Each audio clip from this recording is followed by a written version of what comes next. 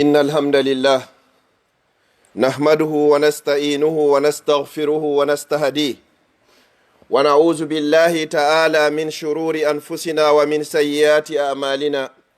إنه من يهده الله فلا مضل له ومن يضلل فلا هادي له وأشهد أن لا إله إلا الله وحده لا شريك له وأشهد أن محمدا عبده ورسوله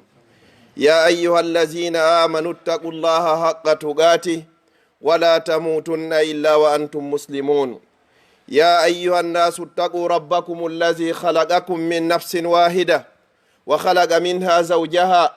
وبث منهما رجالا كثيرا ونساء واتقوا الله الذي تساءلون به والأرحام إن الله كان عليكم رقيبا يا أيها الذين آمنوا اتقوا الله وقولوا قولا سديدا يصلح لكم أعمالكم ويغفر لكم ذنوبكم ومن يطع الله ورسوله فقد فاز فوزا عظيما أما بعد فإن أصدق الحديث كلام الله وخير الهدي هدي مصطفى صلى الله عليه وسلم وشر الأمور محدثاتها فإن كل محدثة بدعة وكل بدعة دلالة وكل دلالة صاحبها في النار أجارني الله وإياكم وسائر المسلمين من النار أما بعد فأيها الأحبة ثلاثة أشياء من فعلهن لا يقربه الشيطان فهذا هو موضوع خطبتي مع حضراتكم فأعيروني بالقلوب والأسماء فالله جل وعلا أسأل أن يجعل كل كلمة أقولها هنا خالصة لوجهه الكريم musidɓe julɓe tedduɓe ɓaawon yettude o hanaɗo yettede ɗum ko allah du'ano nelaɗo makko on sallllahu alayhi wa sallam kanko e ɓeygure makko nden fof e sahabaɓe makko ɓen fof e kala jokkuɗo ɓeeɗo e laawol ɓeeɗo ila yawmel qiyama yo allah waɗu en e maɓɓe min salmini on salminagol islam salminago yimɓe aljanna ka aljanna yo allah waɗu en no moɓorɗen ɗo ni ka suudu makko ɗo en fof meɗen jeeyaɓe yimɓe aljanna musidɓe julɓe tedduɓe hutuba an on ko yiiloto ko e toɓɓere wotere kala ka probléme waɗi ko innete ko yo allah dandu en bone cheytan kala ka goɗɗo cheytini ko cheytan kala ko goɗɗo waɗi ko hana ko cheytane puusimo e muɗum si goɗɗo jeeni ma yari beere ma wujji ma jatti kala bone hun kun janɗi kun fanɗi si a waɗi kun ko cheytane cuɗanayi ma fiya waɗu ko nun noon waɗata si o cuɗanama kanko kadi himo wondiri wondema kanko tun o yataka yiite o inni ɓaytu woni ko baba adam alayhi salam woni ha saabu kanko e allah ɓe haaɓi kanko kadi ɓiɓɓe adama ɓen fop maɓɓe o majjinayi ɓe si wona seeɗaɓe e jiyaɓe makko laaɓuɓe laɓɓinaɓe yo allah waɗu en e ɓen ɗon joni noon ne laaɗo sallllahu alayhi wa sallam hiɓe yiɗi en hiɓe yiɗani en moƴƴere nden ɓe faalaka hay goto e mofte maɓɓe ɗen naatoya yiite jahannam si ari natoygol kadi ɓe faalaka hay goto e mofte maɓɓe ɗe luttoya ka nder yiite jahannam haray noon no woodi toon piiji tati pet ma puyji nayyi en ƴetta e tatiji ɓurɗi wonde très important ɗin tawata si a waɗiɗi e nder ñallal ngal cheytane o wawatama ɓadade neññande fof piiji tati si bani adama on waɗiɗi cheytane ndeññande o nodday konu makko mum fop o inna oɗo on o reenama o aynama o dandama sika suudu ha ndeññande cheytane o taƴitirta to si tawi kaka yaasi aray an e makko kadi o wonda ndeññande kala ko waɗɗa haray a waɗayi volonté ma kono haray na cheytane woni ko cuɗanma haray sifa ɗin piiji bani adama on no hani ɗi andude si a andiɗi kadi gollitiraɗi kadi maximum possible hara yeggitari ɗi fiya daɗu o bone wiyeteɗo cheytane fi honɗum ne laaɗo sallallah alih w sallam ɓe maaki wo cheytane hino dogira e ɓandu bani adama wano anduɗen ƴiƴanɗa noon no dogira e ɓandu bani adama an e makko on seedata ha ñande ɓeyni ƴette niɓɓi himo jokkete jusqu'à la dernière minute fiitu yo wawe hettude fi yo yaadoy ka nder yiite jahannama yo Allah dande yiite jahannama joni noon ɗi piiji ɗo ko honɗum woni ɗin aɗo mi natande ɗin ɗon seede ko ko wiyaton boneji hina enen tu woni ko fuɗɗori ɗo nayi meɗen haɗata goto arno fewrno nelaɗo sallllahu alayhi wa sallam o ari o inni nelaɗo bakkatuji ɗin fop miɗo wawi ɗe accude sina bakkatu jina ɗum ɗon o mi ronku wawde accugol few mi faala noon ya yamiran ya autorise an dugano ɗala yomi waɗu jina ɓay o woli ɗum ɗo sahabaɓe faala taƴugol hoore makko nden taw hakke ko tawata holle ɓen ɗon ko on to place maɓɓe hakke ko tawata kon o wowli ko hulɓini on sayne laaɗo sallllahu alayhi wa sallam ɓe pooɗimo ɓe joɗɗini takko maɓɓe ɓeyni ene hino welama nde goɗɗo jeenata yummama o yini o waye o yini o yimɓe ɓen kadi gooto yiɗa ɗum nelaaɗo maaki ene no welanma nde goɗɗo jeenata ɓeyguma o yini o waye nelaaɗo sa sallam maaki ene hino welama nde goɗɗo jeenata ɓiɗɗo ma bandirawo ma o yini o miiɗa o yini awa an kadi sa jeenoyi goɗɗo ko imma yumma goɗɗo ma ɓiɗɗo goɗɗo ma bandirawo goɗɗo ma ɓeygu goɗɗo on say nelaaɗo sallallah alih w sallam ƴetti sookeho maɓɓe gon ɓe wallini ka ɓernde makko ɗo ɓe toranimo allah ɓe inni allahumma habbibu ilayhi l iman wa zayyinhu fi qalbi wa karrihi ilayhi l kufra walfusuqa wal isyan allahumma ji'alhu min arrachidin ɓe toranimo o du'a ɗo suka landino ɗon o inni wo fewndo warata ka nelaaɗo sallallah alih wa sallam hari ala ko ɓuri yiɗugol ɓuri jeeno wo fewndo o yaltata ɗon saabu du'a nelaaɗo sallallahu alayhi wa sallam on ko yalta ɗon tawi ala hunde nde o añi ko ñiddatamo ɓuri ko wiyete kon jeeno ɗum ɗo ko hollugol bakkatuji ɗin adinoɓe waɗino sahabaɓe woodi rajimi maɓe wariraɓe kaaƴe si ɗum ɗon feƴƴi no woodi goto kadi e karamokoɓe wiyeteɗo ibrahim ibnu adham rahimahullah oɗo ko jeyaɗo e tabi'ina en ko ceernojo molanaɗo kadi e ceernoɓe arɓe ɓen ɓawa sahabaɓe ɓen oɗo goɗɗo arno ka makko o inni miɗo faala ya dugana ya autorise an yomi waɗu bone mbiɗo haraka ka hunduko ma mi iwti wano yimɓe ɓen landorta noon karamo ko ɓen hara inna ko karamo ko oustage jo kaarijo inni ɗum ɗo no dagi ma ɗum ɗo hino harmi oɗo ari tawi o ceernojo ɗo miɗo faala ya duga nan ya yana nan fi yomi waɗu ko boni ceernojo innaari mi waɗantama ɗum o inni mi waɗante ɗum mi dugantoma ya waɗu ko boni kono noon mi waɗante condition ji joyi sa wawi remplisude ɗin condition ji ɗon jowi haray tigi tigi o mi yananima haray ya waɗu ko boni kon o inni wo sarti ara noon ko honɗum wo sa yedday allah yeddumo kono wata yeddumo ka hoore leydi makko condition ara noon non sa yeddaymo yeddoymo kono noon ɗaɓɓuka yeddamo hara hinaka hoore leydi makko suka on eni waɗum no wata marsude o ini yeeso la ɗiɗa ɓunkun no gasa kunɗo wawa marsude o ini sarti ɗiɗaɓo on yeddu allah kono noon sa yeddimo ñaamu goɗɗum ngo kadi hara hina arsike makko on hara hina ko allah arsiku makko ɗaɓɓa goɗɗum ngo ko ñaama hara hina arsike iwrɗon ka allah subahana taala sagata on ini ɗum ɗo kay wata marsude o ini addu sarti tata ɓon o ini wo tata ɓum ɗum yeddu allah kono ndeɗa yeddamo wo yeddamo e nokku hara allah wawama yiwde makko nokku ka o rentama o ini ɗum ɗo kay wata marsude o ini addu joni sartinaya ɓon o ini sartinaya ɓon sa yedday allah ñande malakul mawti on arma wo inna bon mi faalaya muññano lan ha tuma nde mi tuubi o si ara non wara lan o ini ɗum ɗon kay wata marsude sarti jowa ɓon mo karamo ko jon waɗannomo on o inni awa si a yeddi allah ñande malaikaɓe wiyeteɓe zabaniya ɓe nanguma wo ɓe fokkintinma ka yiite haray ko ya darto inna a yata ka yiite ka aljanna yata sagata o ini wo ɗum ɗo wata marsude o ini awa so tawi ɗum ɗo wata marsude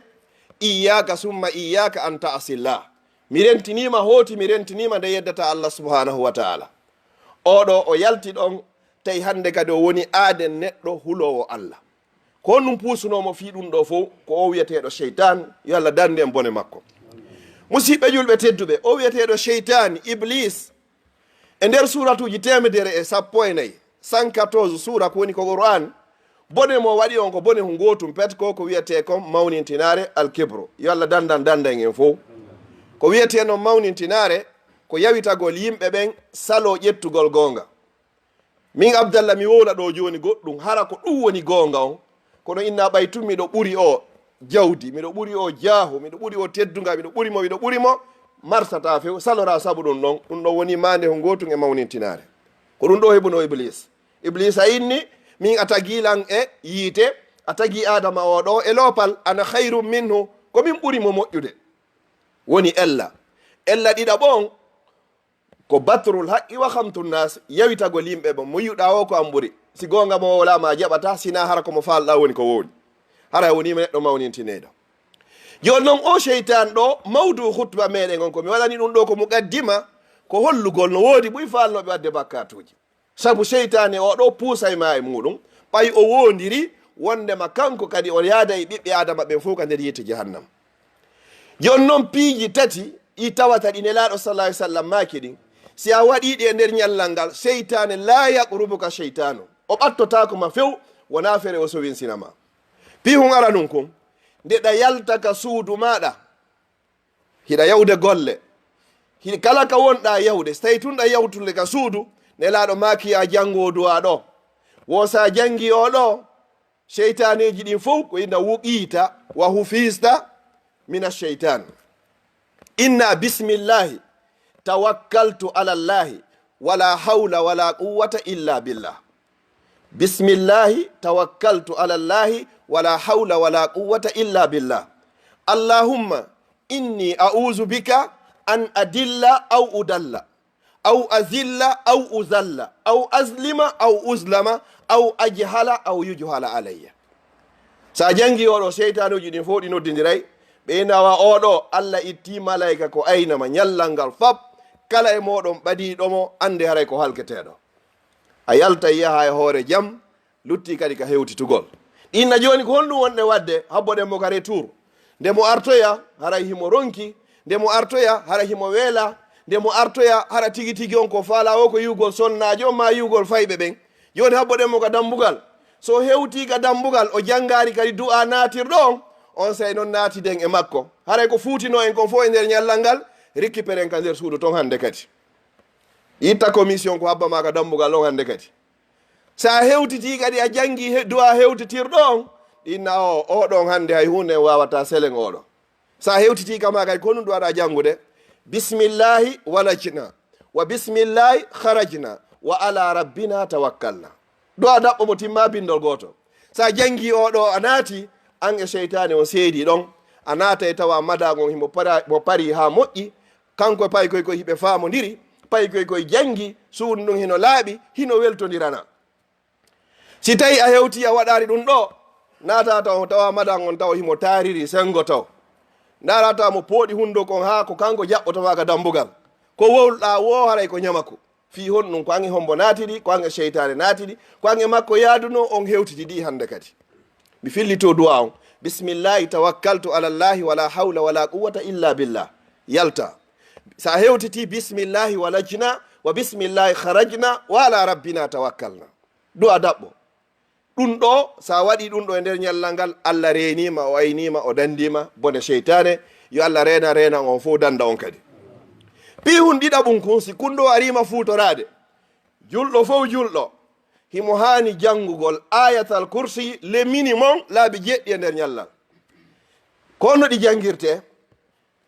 askaru sabah du'a jangeteɗi bimbi a jangay ayatal kursi nde wotere sa jangi ayatal kursi bimbi nde wotere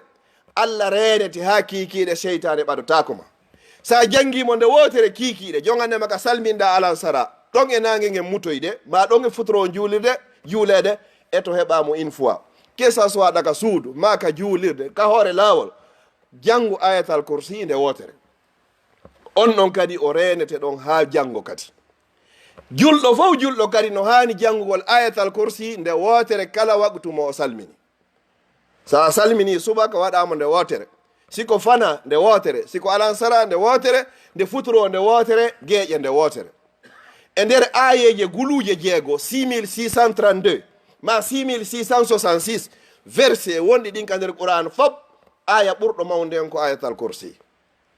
sa jangi oɗo andu cheytane kadi o woɗɗitike ma ñallal ngal fof joni noon sa heeɓimo laabi joyi ɓawo kala waktu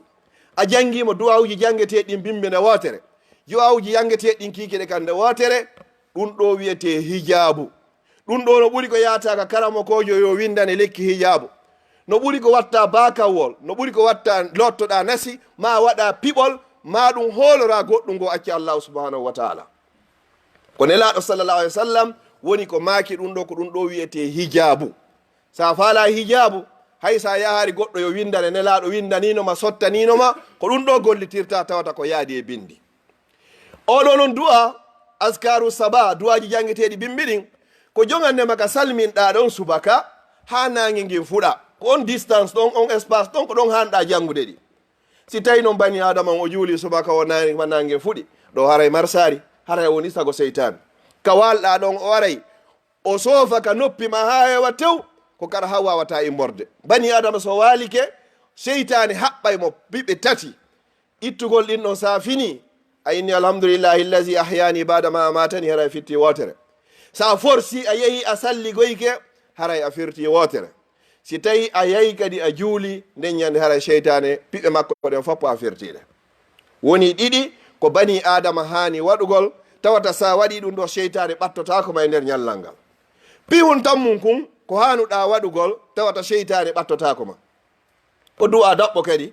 tawata na ko yahanti e nokkugo ma be karamo ko kaarijo sottanama nelaɗo sottanino en fof meɗen yo Allah ɓeydanɓe jamɓe kisi e kamɓe sahabaɓe maɓɓe ɓe gura maɓɓe. du'a tawata a janggay mo sowno be kono a wattanta hakkille makko, a janggay mo kadi sowno be sowno kono ala wadde adadu landaɗo. no woodi du'awuji gon ton ko yeru ko falɗa o watta, no woodi du'awuji no ton hino happa ko jeelu waɗata, naya mankin naya ɓeydu. ko hombo woni on du'a en foppuɗen hunjimo kadi miɗo felliti ɗum wi'a hon ɗum la ilaha illa llahu wahdahu la sharika lah lahul mulk wa lahul hamdu wa huwa ala kulli shay'in qadir. laabi temedere bimbi sa salmini subaka ado nangue ngen fuɗude sa waɗimo laabi temedere seytane fop e groupe aji mum fof hay hunde ɓadotakoma ɗon kadi ha kikiɗe. sa salmini alansara ɗon e nangue ngen mutoyde kadi waɗamo nde laabi temedere ala hay e goto aro yeyɗo yawmal qiyama ɓurɗoma moƴƴere sina ɓurɗoma waɗugol on du'a ɗon hande kadi kutatama hay hunde ala ko kutayma. ko andirton ɗuma on avancé on ɗo technologie on hiɓe moƴƴini masalan wan wasiwa koye ko ɗum ɓe inta khatamu tasbih ɓe yeeya kon timma 5 euro a wattay kon ka hondu ɗo kala ka wonɗa haraɗa jangude ɗon ɗum no ɓuuri ko ñowata goɗɗo nde andituɗa o wowlande wotere nde andituɗa wowlande wotere no gosa ndeɗa yiwa skarbek ɗo hewtoya 1000 Bruxelles no gosa ara timmini laabi temedere hay hunde kutatama. jantagol ngol ɗo kadi beson naki be joɗɗa fewta qibla ma ara ka juulirde beson naki kadi be harayɗa wondi e salliki e yewtino fi ɗum ɗon goɗɗo wawi jantade inde Allah hay sonnajo say mo fiilade mo wawi jantade inde Allah sonnajo hay say mo jibini hara o laaɓari mo wawi jantade inde Allah wola koko wollen ɗo ɗum ɗo fof ko fiya daɗu bone o seytane kadi ko ɓuuri bonande sonnaɓe kadi fof ko saga tawata hiɓe yiwde lewru maɓɓe noon kadi par ce que hiɓe andi fewno ɗon ko ɓuura andede kon goɗɗo so innama himo yiide lewru makko o memata hay e hunde ko yowodiri e dewal ko faljere molnade ko innaɗa la yamassuhu illa almutahharun memata qur'an on si wona laaɓuɗo ɓe innari la yaqraw hiɗa wawi jangude ko hunjiɗa kon no sella. jon technologie on avancé kadi téléphone ji ɗi no mari qur'an tablette ji no woodi ka télé ka hiɗa wawi ɗumane ɗaɓɓita ka youtube ɗon jentoɗa no sella. sonnajo on himo fiilade himo jibini o laaɓari mo wawi jantade inde Allah waɗa astahfirullah yeru adadu mo faala o, subhanallah yeru mo adadu mo faala o, subhanallahi wa bihamdi yeru ko faala o, la ilaha illa llah wahdahu la sharika lah lahul mulku wa lahul hamdu wa ala kulli shay'in qadir yeru ko faala o, subhanallahi walhamdulillah wa la ilaha illa llah wallahu akbar wala hawla wala quwwata illa billah. mo wawi wadde ɗum ɗo mo wawi juulgol e nelaɗo sallllahu alayhi wa sallam c'est pas obligatoire be hara tawata himo laaɓi fi honno seytane o sowi sinaymo on sey haray himo gayni fiidude kanko tigi e wonki makko. ɗiɗo piiji tati musidɓe julɓe tedduɓe mo beeyo eto wattana hakkille majji ɗiɗo fof sa hawtidiri ƴettatama 10 minutes hara gayniɗi 10 minutes timmata. bisimillahi tawakkaltu ala llahi wala hawla wala quwwata illa billah allahumma inni a'udhu bika an adilla aw udalla aw azilla aw uzalla aw azlima aw uzlama aw ajhala aw yujhala alayya. himo ka husnul muslim oɗo jangata si yalta bimbi sa hewtitiga ma kikiɗe bismillahi walajna wa bismillahi kharajna wa ala rabbina tawakkalna. oɗo kadi yoni ayatal kursi kan alhamdulillah